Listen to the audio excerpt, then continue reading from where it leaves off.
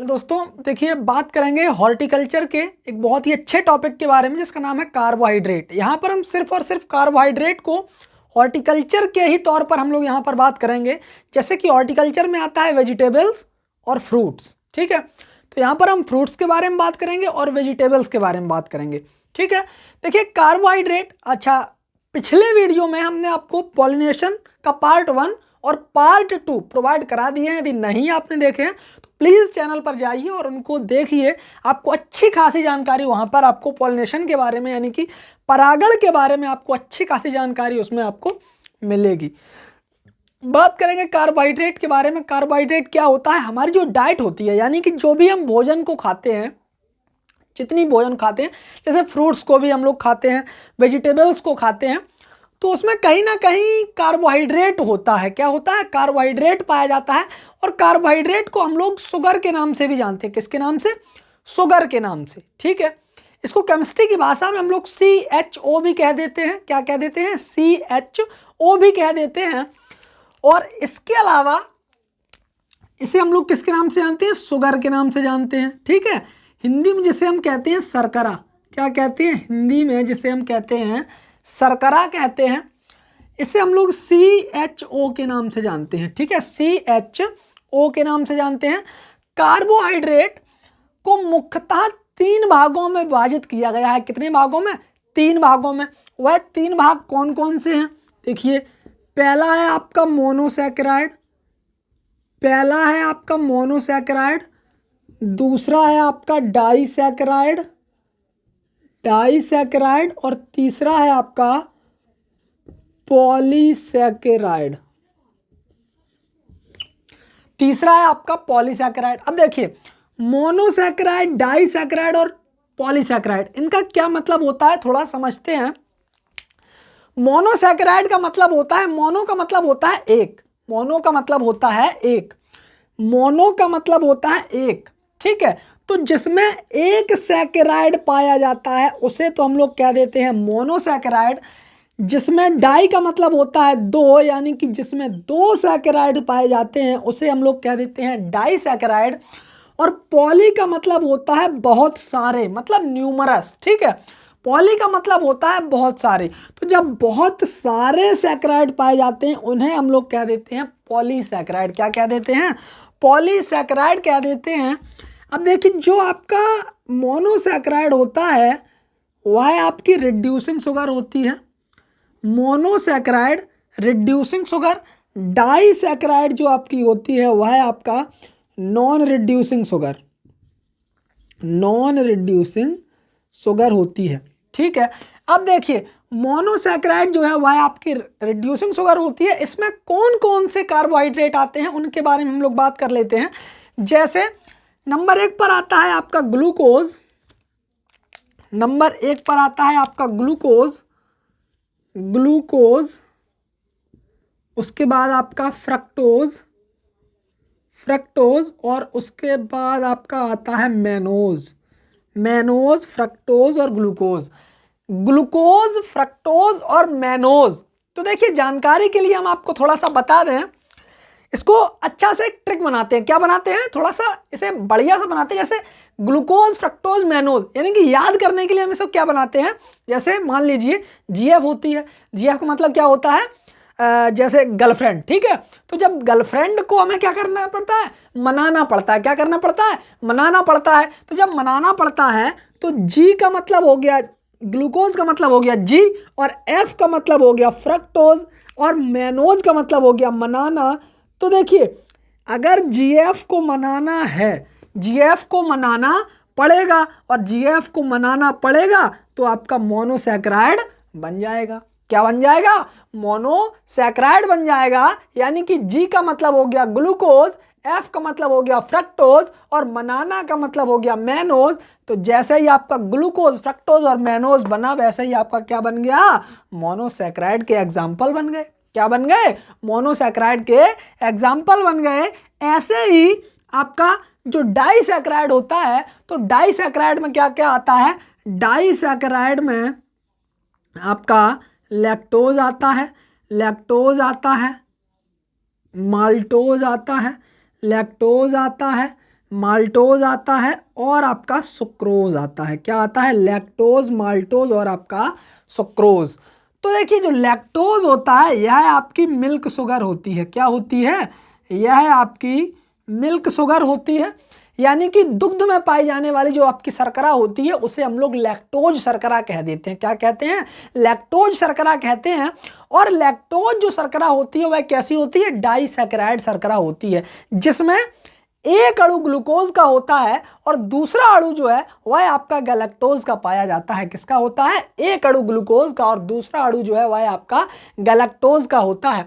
Polysaccharide के बारे में यदि हम बात करें तो पॉलीसैकेराइड में पहला आपका सेलुलोज होता है, दूसरा आपका स्टार्च होता है और तीसरा आपका सैकरिन होता है। क्या होता है? सैकरिन।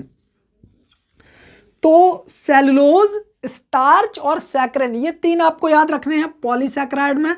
लैक्टोज, माल्टोज, सुक्रोज ये तीन आपको याद रखने हैं डाइसैकेराइड में।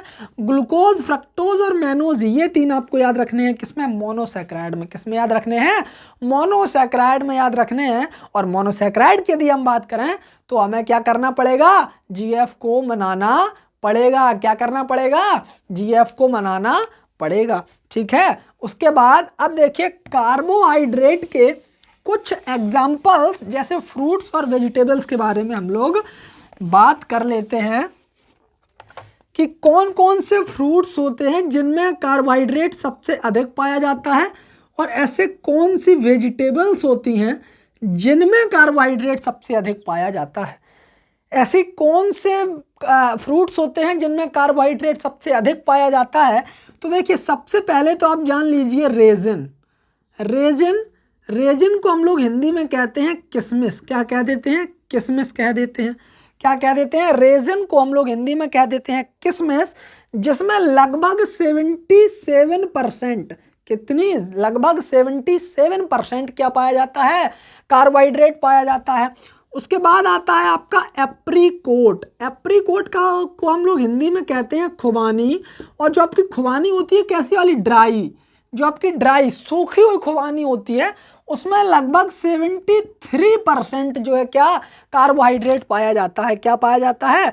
कार्बोहाइड्रेट पाया जाता है। उसके बाद डेट आपने सुना होगा।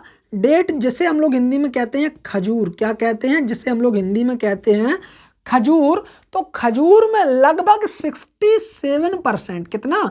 लगभग 67% कार्बोहाइड्रेट पाया जाता है। यही तीन आप जो है इंपॉर्टेंट हैं और यही तीन आप याद रख लेना ऊपर से कि सबसे ज़्यादा जो है फ्रूट में किस फ्रूट में सबसे अधिक कार्बोहाइड्रेट या शुगर पाया जाता है। तो रेजिन यानी कि किशमिश में पाया जाता है। एक चीज़ हम आपको और बता दें, जो किशमिश होती है वह किससे बनाई जाती है? अंगूर से बनाई जाती है। किससे बनाई जाती है? अंगूर से बनाई जाती है। और अंगूर में जो पाई जाने वाली शर्करा होती है वह कौन सी होती है? जो अंगूर में पाई जाने वाली कार्बोहाइड्रेट कह लें या शर्करा कह लें या शुगर कह लें, तो अंगूर में जो पाई जाने वाली शर्करा होती है वह कौन सी होती है? फ्रक्टोज होती है। और फ्रक्टोज जो शर्करा होती है वह सबसे मीठी शर्करा होती है। कैसी होती है? सबसे मीठी शर्करा होती है। कौन सी? फ्रक्टोज। अब देखिए जब सबसे मीठी शर्करा फ्रक्टोज होती है, ठीक है, अब जब सबसे मीठी शर्करा फ्रक्टोज होती है और फ्रक्टोज शर्करा किस में पाई जाती है? अंगूर में पाई जाती है। और अंगूर किससे बनाए? अंगूर से क्या बनती है? किशमिश बनती है। क्या बनती है? किशमिश बनाई जाती है। और जब किशमिश बनाई जाएगी तो वही शर्करा आपकी किस में होगी? किशमिश में होगी, यानी कि रेजिन्स में होगी। जो सबसे मीठी शर्करा है जिसका नाम क्या है? फ्रक्टोज है। तो सबसे ज़्यादा कार्बोहाइड्रेट भी किस में पाया जाएगा? किशमिश में पाया जाएगा। किस में पाया जाएगा? किशमिश में पाया जाएगा। ठीक है। इसी प्रकार यदि हम बात करें वेजिटेबल्स की, तो देखिए वेजिटेबल्स में सबसे पहले आता है आपका टेपियोका। क्या आता है? टेपियोका का नाम सुना होगा। टेपियोका जिसे हम लोग हिंदी में कह देते हैं कसावा। क्या कहते हैं? कसावा। और इसी कसावा से ही साबूदाना बनाया जाता है। क्या बनाया जाता है? साबूदाना बनाया जाता है। टेपियोका कह लें या कसावा कह लें, इसी से साबूदाना बनाया जाता है। अच्छा, इसमें जो है आपकी जो कार्बोहाइड्रेट की मात्रा होती है, टेपियोका में कार्बोहाइड्रेट की मात्रा होती है लगभग 38%। कितनी होती है? लगभग 38 38% होती है। कितनी होती है? लगभग 38% होती है। उसके बाद आपने सुना होगा sweet potato. Sweet potato, sweet potato किसे कहते हैं? शकरकंद को कहते हैं। किसे कहते हैं? शकरकंद। हिंदी में जैसे हम लोग कहते हैं शकरकंद, जिसमें ग्रंथिल जड़ें पाई जाती हैं। कैसी जड़ें पाई जाती हैं? ग्रंथिल जड़ें पाई जाती हैं। इसमें जो कार्बोहाइड्रेट पाया जाता है वह कितना होता है? 28% या 28% कार्बोहाइड्रेट पाया जाता है। उसके बाद आता है आपका पोटैटो, और पोटैटो का मतलब होता है आलू, और आलू में लगभग 22% कार्बोहाइड्रेट पाई जाती है। कितनी पाई जाती है? लगभग 22% कार्बोहाइड्रेट पाई जाती है, यानी कि 22% कार्बोहाइड्रेट पाई जाती है। किसमें? आलू में। ठीक है, तो यही जो है 3 आपके इसमें इंपॉर्टेंट हैं। टेपियोका सबसे ज़्यादा, उसके बाद स्वीट पोटैटो, और उसके बाद आपका पोटैटो। ठीक है, ये तो हो गए आपके वेजिटेबल्स। फ्रूट्स में यदि बात करें तो रेजिन्स, एप्रिकॉट और डेट, ये आपके फ्रूट्स हैं। इन सभी में हालांकि जो रेजिन्स होती है ड्राई फ्रूट्स में आती है, लेकिन वह इसको हम लोग कहाँ पर इंक्लूड करते हैं? फ्रूट्स में ही इंक्लूड करते हैं, वह ड्राई हो या कैसा भी हो। ठीक है, तो ये जो है इंपॉर्टेंट है आपका कार्बोहाइड्रेट के रूप में, इसे थोड़ा सा जान लेना हॉर्टिकल्चर के तौर पर। इसी प्रकार से आगे जो है कुछ मिनरल्स के बारे में भी बात कर लेंगे और विटामिन्स के बारे में भी बात कर लेंगे। तो इसी प्रकार से आपको वीडियोस मिलते रहेंगे। ठीक है, यदि वीडियो अच्छा लगा हो तो वीडियो को लाइक, कमेंट, शेयर अवश्य करें, और अपने दोस्तों तक वीडियो को ज़रूर पहुंचाएं, ताकि उनको भी कुछ पढ़ने में थोड़ी सी सहूलियत हो सके। ठीक है, आपसे आगे मिलेंगे अगले वीडियो में। तब तक के लिए जय हिंद, जय भारत, धन्यवाद।